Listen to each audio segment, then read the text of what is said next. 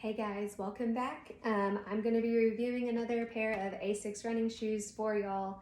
If you're new here, my name is Tori. I'm a runner, mom, dog mom. I like to run the marathon distance, kind of taking a break from it right now, dealing with autoimmune issues, but hopefully on my way back there. If you haven't been following me, I'm an avid ASICS user, wearer, person, so I mostly review ASICS shoes.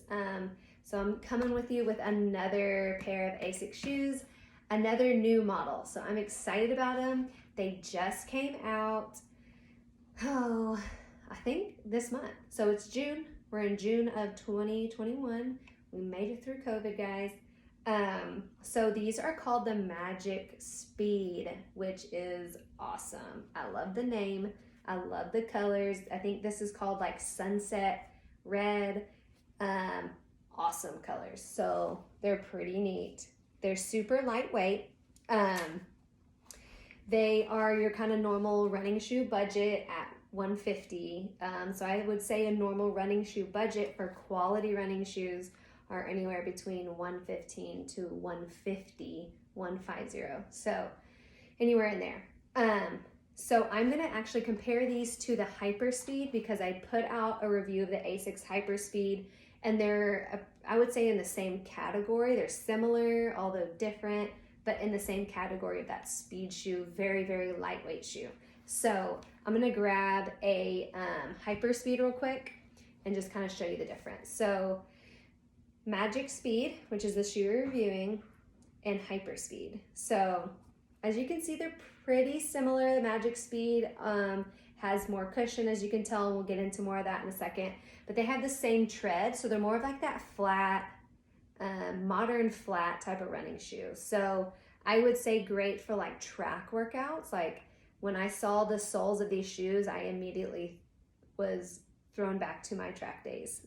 So very, very flat, still has tread so you get grip, but they are the flattest ASICS shoes that I own personally, as far as tread. So you still get traction when you're running on the road. That's not an issue whatsoever, but it is less tread than like your average running ASICS shoe for sure. So speed shoes are just that. They are made for shorter distance, faster, shorter workouts.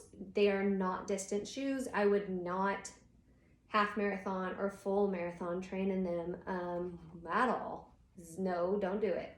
So, but a great addition if you're adding in another shoe into your rotation for speed days, perfect shoe for that. So Hyperspeeds are 6.1 ounces, so they're a very, very, very lightweight shoe. Awesome shoe. I've loved running in them. You can check out that review.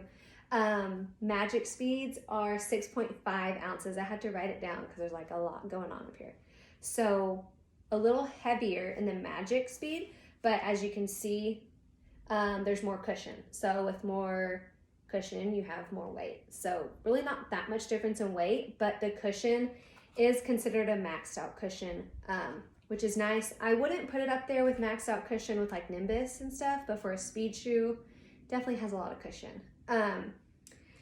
So they have in the Magic Speed this really cool carbon fiber plate that runs from the toe to the heel, which is really, really cool. That's new. That's part of a new technology in the Magic Speeds and ASICS shoes in general, which is, I think, really cool. So you get that rolling sensation, I guess is what you would call it, like in the Nova Blast. If you've worn the Nova Blast, or if you've at least watched my video of the Nova Blast, I talked about how it gives you like that rolling forward feeling, which is really cool. It helps with your efficiency while you're running, using less energy, which is efficiency, and it's really a cool feeling. So it doesn't make you feel like you're falling over or anything weird like that. So it does give you that rolling forward feeling. As you can see, the toe kind of comes up like that, and that's kind of where you get that rolling sensation forward. So Like I said, not a distance shoe.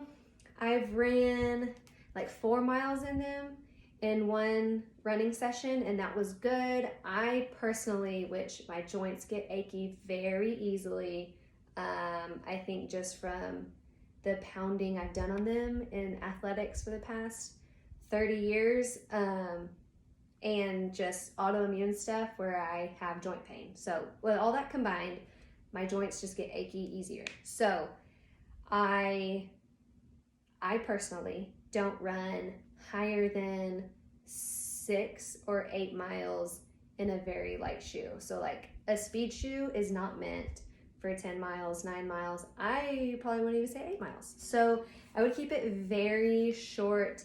And then like I was saying, the speed work days. So when you're doing intervals at the track or intervals on the road, whatever, is when you would put your Magic speed shoes on and incorporate them into your workout. So just like all the other shoes, true to size, I wear an 8.5.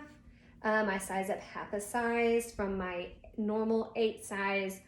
Gives you room for your feet to swell, and you don't want to lose your toenails. When you're running and your toes hit the end of your shoe, that's when you lose your toenails, you get injuries, you get blisters that are really terrible, and it's not fun. So size up half a size in running shoes. And another thing about the Magic Speed, so they sit up a little bit higher on the heel, just slightly more than the Hyper Speed. So I'm gonna grab a Hyper Speed again, just so you can kind of see. So it's kind of hard because I'm wearing a black shirt, and there's a black TV. So, so as you see, there's like a little bit more, it kind of comes up a little skinnier than the Hyper Speed on the back. And the material's a little bit thinner. You can see this like thin piece of material. It just comes up a little bit higher. It doesn't bother me or anything. I don't really feel a difference in that, but just so you know, they're different in that way. And then in the back of the Magic Speed, which I was kind of concerned about at first, they have like this strip back here in the heel. You can see that it's raised, and it kind of does like this wraparound memory foam type of thing. And it does not cause blisters or rubbing or anything, which was my concern.